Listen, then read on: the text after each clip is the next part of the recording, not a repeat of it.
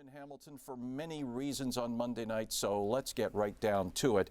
Fred Eisenberger is back as mayor. No one in this city since 1883 has managed a comeback after being out of office, and that was Charles McGill. We all remember Charles. Yes. McGill years. Chuckles, I think, was his nickname. He had been mayor in 1865-66, then came back in 82-83. And of course, the rules were very different in that day regarding voting and appointing, etc. But certainly what Fred did has not been achieved in the modern era of Hamilton politics, certainly since the Second World War. So the question everybody is asking is, how did Fred do it? Well, I can give you two quick answers. First is I think he learned something from Bob Ratina in the last election. Remember, he was a participant in that last election and went from mayor to third place behind Bob and then Larry Deaney. And he was very prepared for the last election. He had position papers on just about everything. If you had a question about child poverty, he had a position paper. And Bob, on the other hand, came in and said, I'm going to figure that out down the road. I'm a good guy. I'm selling my persona as a good guy. I'm an honest fellow. Vote for me. And sure enough, people did. So this time around, the first one out of the gate was Brian McCaddy. He started his listening tour, if I can call it that, visiting all the different neighborhoods across Hamilton, logging hundreds of thousands of steps. And Fred really didn't get going until, I'll say, even August in a way, and even Labor Day. And then when he came out, he didn't really have a lot of position papers. He was selling himself.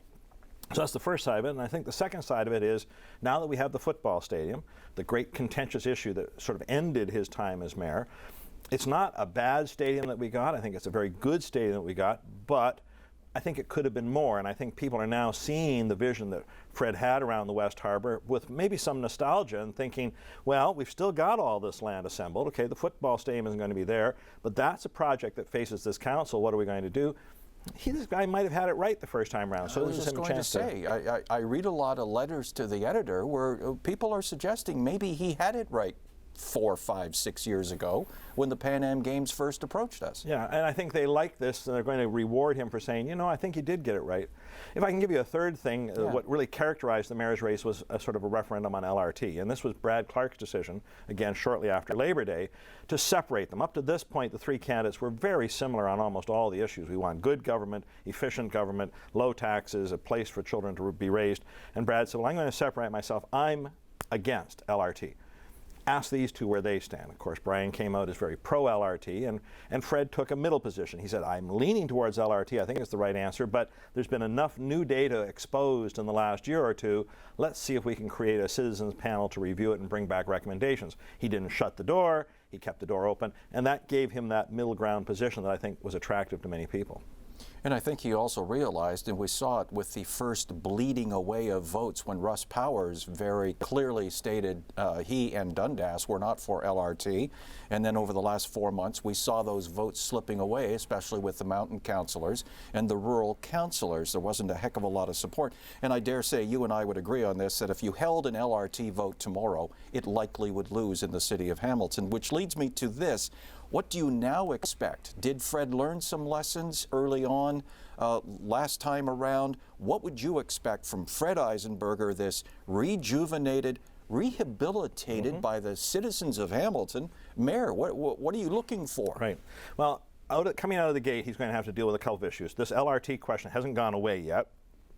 Remember, he proposed this citizens panel. There was none of the other councilors who've done that. So his first test is going to be, can he sell his vision to those 15 people and get them to support it in some way? On election night, we even asked a couple of candidates, both winners and defeated people, what they would think, and they weren't keen on giving him a blank check on this. So it's going to be a first test of his leadership, and then very quickly after that, whatever comes out of that debate, we get right into budget season and the setting the budget for the city at a time that we're facing roughly a $200 million a year deficit on infrastructure spending, roads, what have you. How is he going to work with council on this? And his first time around was characterized by, if I can call it like this, I've come down from the mountain with the tablets. I know the right answer. Now you have to follow me. And he didn't really do any of those dealing to get them on board. He eventually got better at that. I'd like to think first day out of the gate, he's going to be better at saying, I'm not going to always tell you the right answer. I'm going to try to synthesize it from the positions around the table. So those will be the first two. How did the others lose it. As you mentioned, Brian McCaddy came out of the gate very early on, had a very different campaign than we've ever seen before for